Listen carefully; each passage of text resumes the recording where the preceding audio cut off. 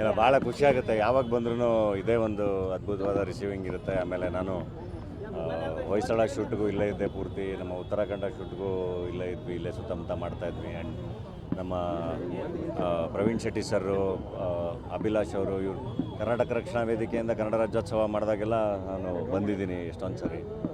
ಭಾಳ ಖುಷಿಯಾಗುತ್ತೆ. ಆ್ಯಂಡ್ ಈ ಸರಿ ಬೆಳಗಾವಿ ಉತ್ಸವ ಇಷ್ಟು ಅದ್ದೂರಿಯಾಗಿ ನಡೀತಿರೋದು ನಮ್ಮ ಕರ್ನಾಟಕ ರಕ್ಷಣಾ ವೇದಿಕೆ ವತಿಯಿಂದ. ಆ್ಯಂಡ್ ಈ ಸರಿ ಶಿವಾನಂದ ನೀಲಣ್ಣನವರು ಅರ್ಪಿಸ್ತಾ ಇರೋದು ಭಾಳ ಖುಷಿ. ಆ್ಯಂಡ್ ಭಾಳ ಪ್ಯಾಷನೇಟ್ ವ್ಯಕ್ತಿ. ನಾನು ತುಂಬ ಇನ್ನೂ ಕಲ್ತಿಲ್ಲ, ನಾನು ಫೋನಲ್ಲಿ ಮಾತಾಡಿದ್ದಷ್ಟೇ. ಭಾಳ ಒಂದು ಪ್ಯಾಷನ್ನು, ಎನರ್ಜಿ ಇಟ್ಕೊಂಡು ಭಾಳ ಆದರ್ಶಗಳನ್ನ ಇಟ್ಕೊಂಡಿದ್ದಾರೆ. ತುಂಬ ಅದ್ಧೂರಿಯಾಗಿ ಇಲ್ಲಿ ಆಚರಿಸ್ತಾ ಇದ್ದಾರೆ. ಭಾಳ ಒಳ್ಳೆಯದಾಗಲಿ. ಆ್ಯಂಡ್ ಅವ್ರಿಗೂ ಕೂಡ ಅವರು ಏನೇನು ಒಳ್ಳೆಯ ಕೆಲಸಗಳನ್ನ ಮಾಡಬೇಕು ಅಂದ್ಕೊಂಡಿದ್ದಾರೆ ಅದಕ್ಕೆಲ್ಲ ಇನ್ನೂ ಭಾಳಷ್ಟು ಶಕ್ತಿ ಸಿಗಲಿ ಅಂತ ಹೇಳಿ ಹಾರೈಸ್ತೀವಿ. ಅದು ಯಾವಾಗಲೂ ಇರುತ್ತೆ.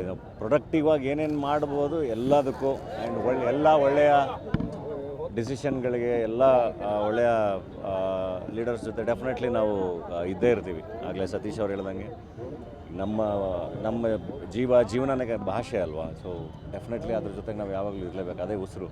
ಸರ್, ಇತ್ತೀಚೆಗೆ ಸ್ಟಾರ್ ಹೀರೋಗಳ ಅಭಿಮಾನಿಗಳ ನಡುವೆ ಕ್ಲಾಸಸ್ ಆಗ್ತಾ ಇದೆ, ಏನು ಹೇಳ್ತೀರಿ?